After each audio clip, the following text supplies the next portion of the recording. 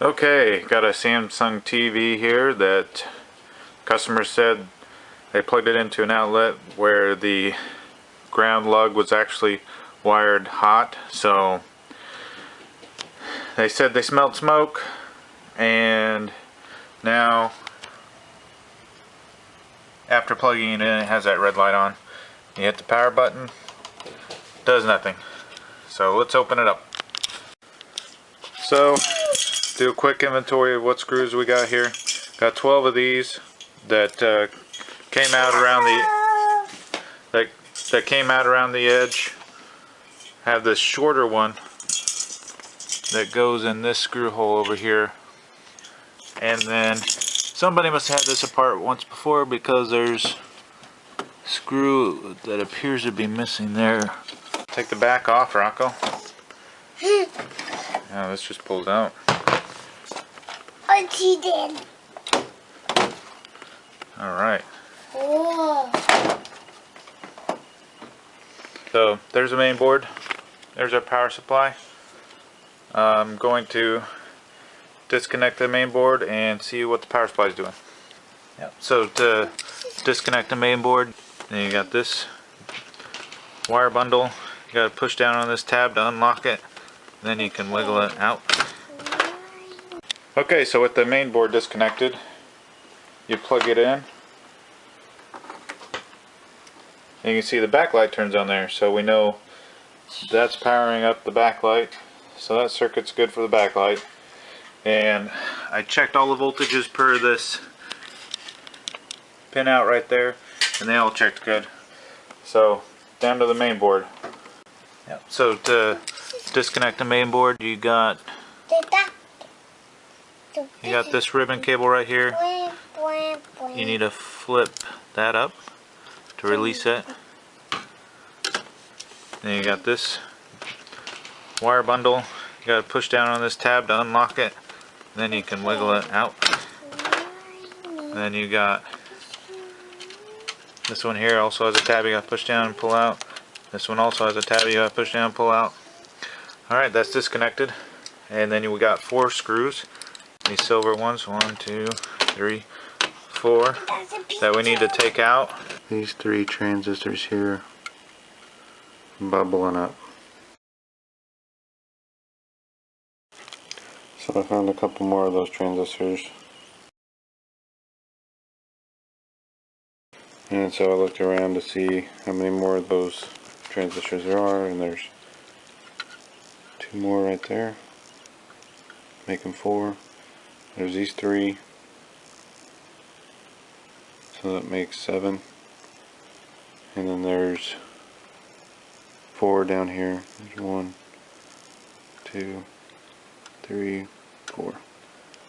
They're actually a dual diode. So I also found this little transistor right there, shorted from one leg to the other. I think we've reached the end of the line for this board.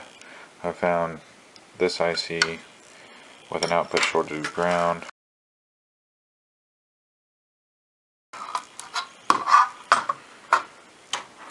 These 2 ICs here with output shorted to ground.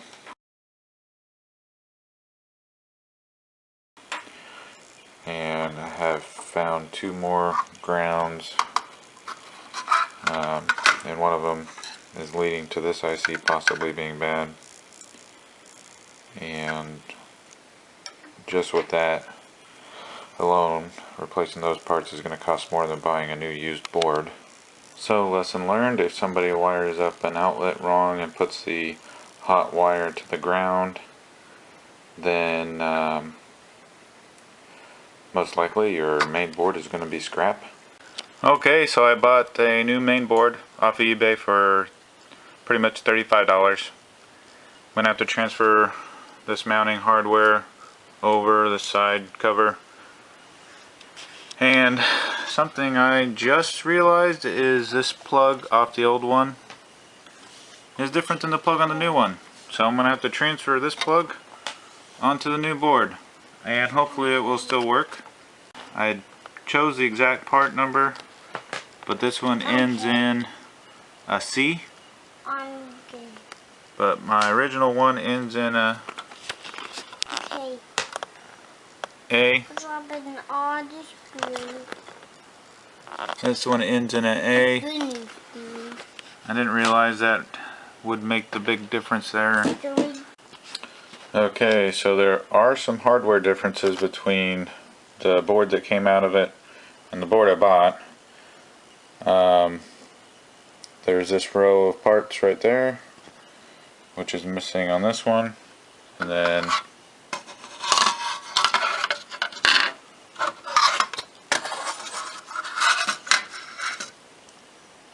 these little jumpers, these little surface mount jumpers are set up different from there to there, and this board has that chip, this board does not. So kind of what I'm gathering from this is this version of board generates its own 13 volts on the logic, or on the main board, whereas this one gets the 13 volts from the power supply. And where I kind of get that is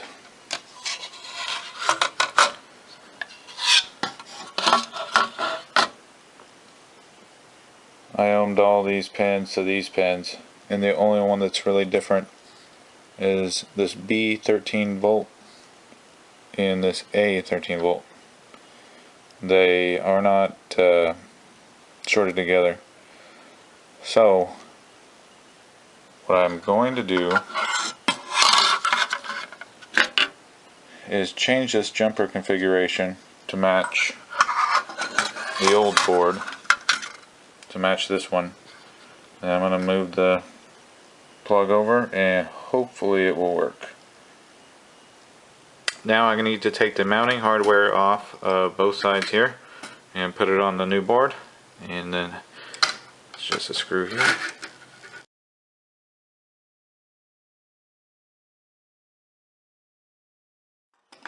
Okay, now this just unclips.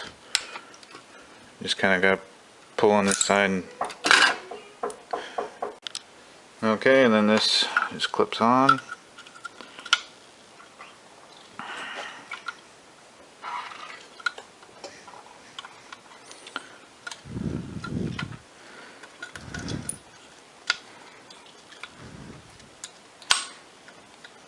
Alright, now let's go ahead and put it in the TV.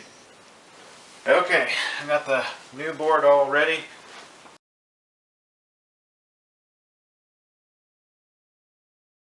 Now we just got to plug all these back in. Red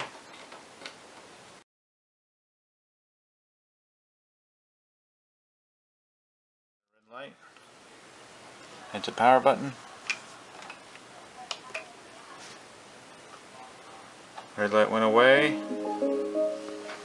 Got some intro music there. And it's working.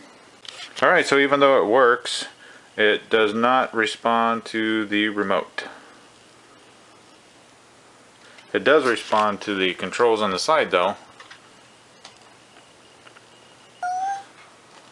Okay, so after getting it powered up, the board seems to work just fine, but the IR sensor wasn't picking up the remote control.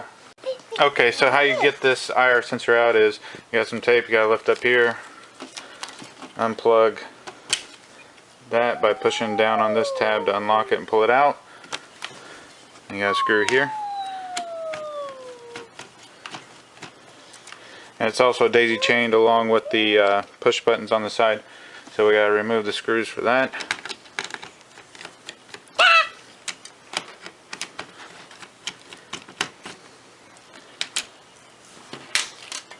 And then to pop this out, you can just grab onto this and pull it towards the edge. It kind of, you have to curve it out like that. And there's some tape holding this on. Get this tape off. And then there's a little push tab right here. You gotta push and then pull. And push on the tab and pull it out. Alright, and then they routed the wire back behind that, and you can just pull it through like that. So I bought a new one, and everything looked good until I went to plug in this big plug, and they're different sizes, different widths. So the board is exactly the same. I'm just gonna have to remove this wire harness and replace this one with the old one. Okay, I got this ribbon cable transferred over to the new board, so now I'm going to install it and we'll try it out. Okay, it's all put back together. Got my remote here.